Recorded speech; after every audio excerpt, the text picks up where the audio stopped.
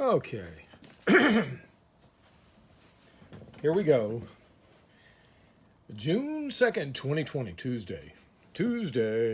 We had a long weekend of riots. And then we had a riotous Monday. The news continues. And unfortunately, it continues with Donald Trump. This guy really needs to take a civics class. He really does. In a speech yesterday, Donald Trump said, and this is so funny that he said this, and let's use quotes, quote, "We cannot allow the righteous prize and the righteous prize and peaceful protesters to be drowned out by an angry mob. The biggest victims of the rioting are peace-loving citizens in our poorest communities, and as their president, I will fight to keep them safe. I will fight to protect you. I am your president of law and order and an ally of all peaceful protesters." End quote. This is while peaceful protesters are outside of the White House, in front of the White House. But then right after that speech, and the speech went on, there's other things that we're going to get into. Right after that speech, peaceful protesters outside the White House were met with tear gas and rubber bullets and violence by federal officers. City leaders, and I quote, "were very shocked and quite frankly outraged that people who were not violating the curfew and who did not seem to have a provoked attack were attacked and moved out by federal law enforcement officials to clear the way for the president." The peaceful protesters that Donald Trump just swore he would protect were attacked by federal police with tear gas and rubber bullets. Why, you ask? They were peaceful protesters. They certainly weren't doing anything violent. Well, apparently, they cleared the protesters so Donald Trump could pose with a Bible for a photo op in front of the Episcopal Church across the street. And that was right after a speech where he said he stood with the protesters. This is insane. But I guess I understand. It certainly wouldn't be good for him to walk amongst black people. He couldn't do that because of his white base. He doesn't want to anger his white base. Anyway, the bishop of the church, of the Episcopal Church, right? The bishop was outraged that the president used the church as a Photoshop. When asked if Donald Trump ever visits the church across from the White House, right across from the White House, the bishop said, never, no, never, except for the day of his inauguration. I guess the day of his inauguration was another Photoshop in front of the church, posing with a Bible. Did you know that Donald Trump will autograph a Bible for you? Isn't that insane? He'll autograph a Bible for you. Man. So, we'll get back to the speech in just a minute, but we'll talk about some other stuff. In Louisville, Kentucky, the home state, by the way, of Senate Majority Leader Mitch McConnell. Anyway, the police chief was fired after the shooting of David McCatty, and I hope I'm pronouncing that right. It was found that the involved police officers did not have their body cams on. What a shock! police accidentally turning off their body cams or not wearing them. They don't know whether they were not wearing them or if they turned them off. And many police all the police down there didn't have their body cams on. It was really strange. But the firing of the chief seems to be an empty gesture, since the chief was retiring next month anyway. If anything, they probably did it to save money and not have to give him his full retirement, maybe? I don't know. The officers involved haven't been fired. They are still, collecting pay after they shot this African-American man. By the way, Mitch McConnell, remember, Kentucky is his state. He's also set to retire, if we can vote him out. November is his 6-year, Senate. People in the Senate get elected every 6 years, reelected every 6 years. The House, it's every 2 years. It's very difficult to stay in the House unless you've been there for a while. But Mitch McConnell has been in Kentucky as a senator for many, many terms. I think it's time to vote him out. He's the Senate Majority Leader. Let's help Mitch McConnell retire. We can be nice about this. We want to help him retire. Anyway, back to Trump. Adding to what he said a few days ago, Trump said,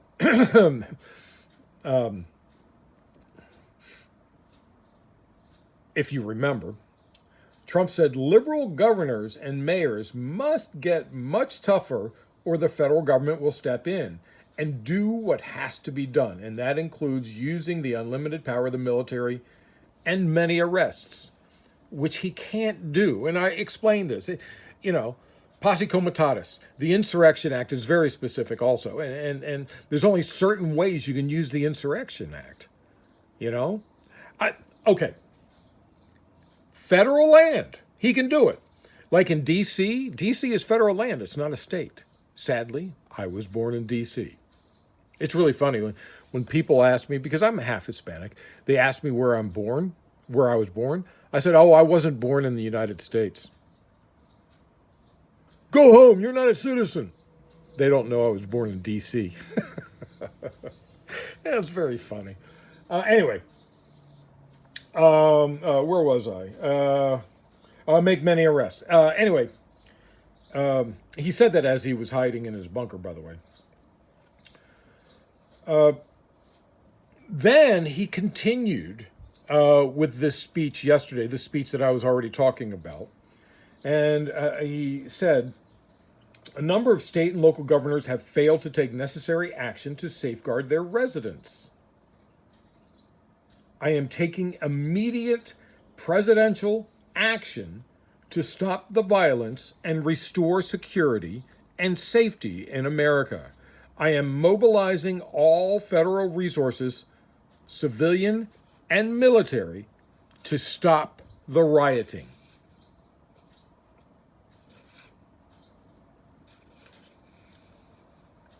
Blah, blah, blah, blah, blah. Second, therefore...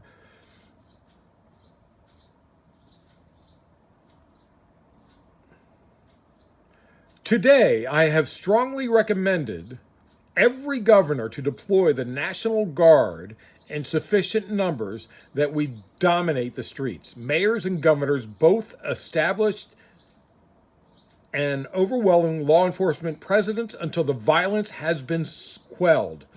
If the city or state refuses to take the actions that are necessary to defend the life and property of their residents, then I will deploy the United States military and quickly solve the problem for them. The Insurrection Act, first of all, federal land, he can send out all the troops he wants on federal land. So I suppose he can send them out to the federal parks. I don't know. But he can send them to Washington, D.C., of course. I suppose he could send them to LAX, the airport. I suppose he could do that. But the Insurrection Act says that if the states have exhausted law enforcement and have no other means to quell insurrection, then they can ask the military for help. But the states have to do it. Donald Trump cannot send the military into my backyard. Are you kidding me? And by the way, I called the governor's office yesterday. Of course, I didn't talk to the governor. No, I didn't talk to the governor. I'm a peon. But I talked to one of the people answering the phones there, and I said, very simply, if Donald Trump, if the governor allows Donald Trump to send the military into California, I will be the first one dead blocking a tank, because there is no way those SOBs are coming into my goddamn state under his order, under Donald Trump's order. Absolutely not. It's not happening. Okay? It'll be time for a civil war. It's not going to happen. And that's what I told the governor's office. I don't know if they tell the governor anything. The Insurrection Act allows the president to send troops into D.C. only because it's federal land. He cannot send troops to any state unless all law enforcement is exhausted and the governors request it. So basically, Donald Trump is just blowing it out of his hole. And he was also, by the way, he was also calling out Antifa in that speech. He said, et cetera, et cetera, et cetera. This includes Antifa and others who were leading instigators of this violence. Guess what? Breaking news, in case you haven't heard. NBC News investigators have found that the white nationalist groups have been spreading Antifa hate and demands for violence. They've been pretending to be Antifa. It's been Trump's friends all along, not Antifa. And by the way, this is right out of the fascism playbook. Fascism, one of their plays is to take something that's happening and blame somebody else, like Hitler did. That's exactly. By the way, you can Google this if you want to learn more about fascism. It's very simple. It's very standard. Everybody knows it. It's used for teaching classes in college. If anybody tells you, oh, that's just something you found on the internet. No, it's not. Google the 14 points of fascism. 14 points of fascism if you want to learn about fascism.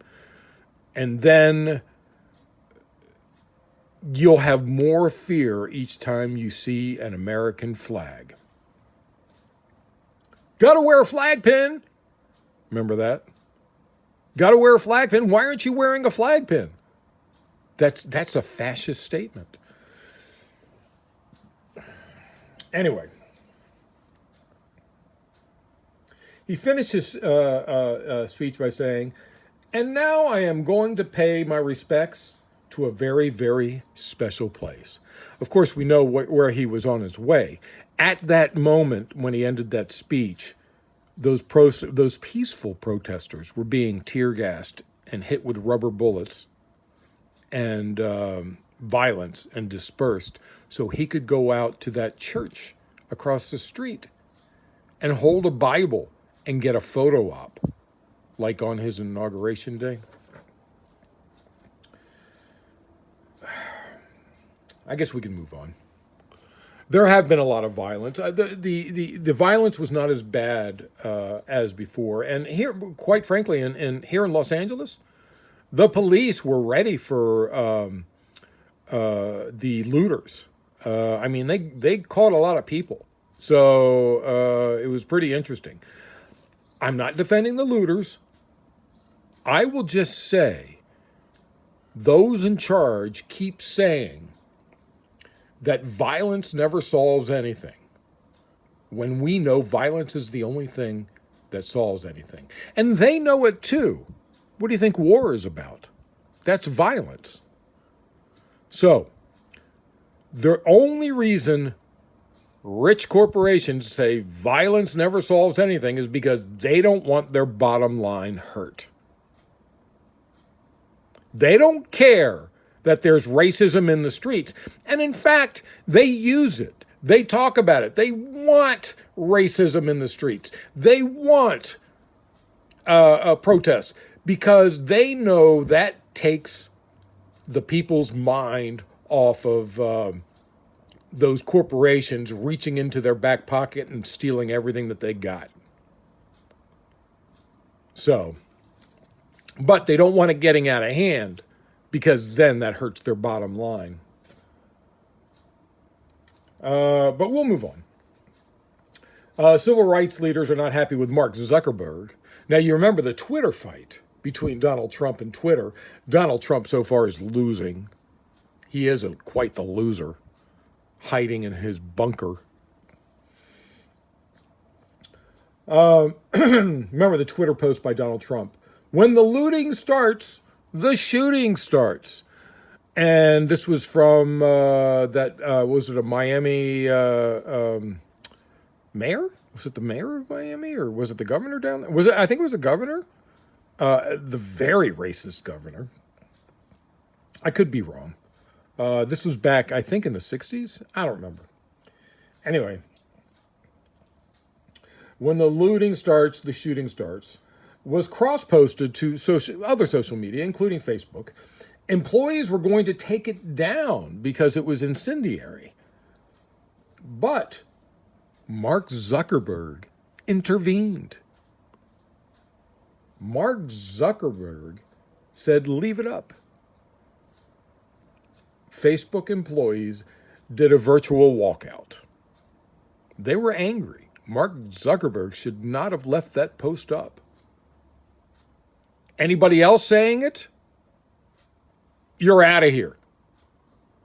Same with Twitter.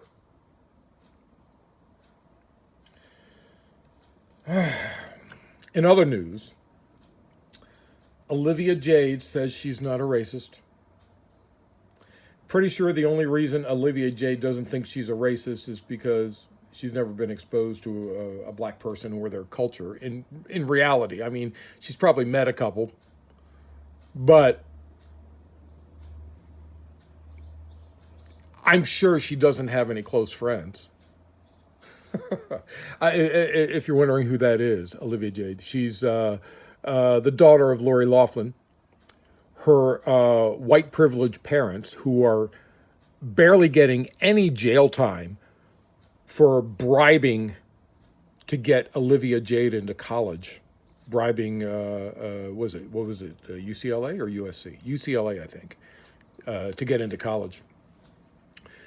And Olivia Jade taking the place of many students, not just Olivia Jade, there was many people who took the place of students that should have gotten their place in college. They say that this is a victimless crime, them paying off people to get them into college. But what about those students that couldn't get into college because Olivia Jade, who didn't even want to be in college, took their place? Okay. Sorry, the news was light today. I'll have more tomorrow. Enjoy yourself. I'm Peter Lawrence, reporting from Los Angeles. June 2nd, Tuesday, June 2nd, 2020.